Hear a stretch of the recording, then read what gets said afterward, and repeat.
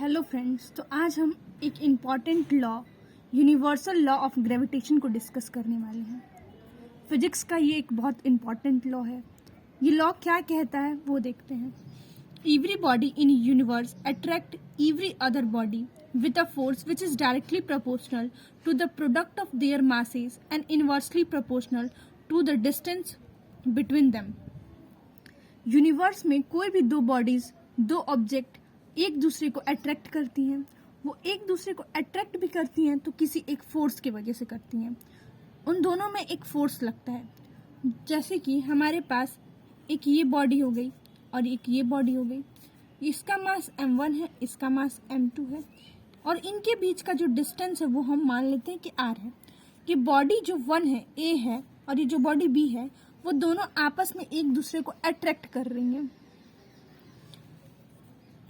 जो फोर्स इनके बीच में, जो फोर्स ऑफ अट्रैक्शन इनके बीच में लग रहा है, वो डायरेक्टली प्रोपोर्शनल है product of their masses. Directly proportional का ये सिंबल होता है प्रोडक्ट ऑफ देयर मासेस, यानी कि force is directly proportional to m1 m2 and inversely proportional to the square of distance between them. और यही जो फोर्स है इनके बीच में, जो अट्रैक्टिव फोर्स लगा है, वो इनवर्सली प्रोपोर्शनल होता है 1/r² के, उनके डिस्टेंस के स्क्वायर के। तो अगर हम इस ओवरऑल फॉर्मूले को अरेंज कर दें, हम ऐसे कुछ लिख सकते हैं। अब इस डायरेक्टली प्रोपोर्शनल के साइन को हटाने के लिए हम एक कांस्टेंट से मल्टीप्लाई कर देते हैं, जो कि है g m1 m2 by r²। यहाँ पे जो g है वो यूनिवर्सल ग्रेविटेशनल कांस्टेंट है। जो g की वैल्यू होती है वो कभी भी बदलती नहीं है। आप कहीं पे भी चले जाएं, g की वैल्यू हमेशा कांस्टेंट रहती है। अब हम इसकी यूनिट के बारे में डिस्कस करते हैं। इसका यूनिट क्या होता है? तो हम किसी भी बॉडी को,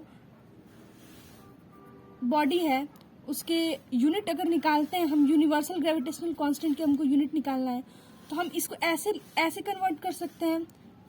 F इंटू ये r² उधर चला गया by m1 m2 is equals to g लिख सकते हैं।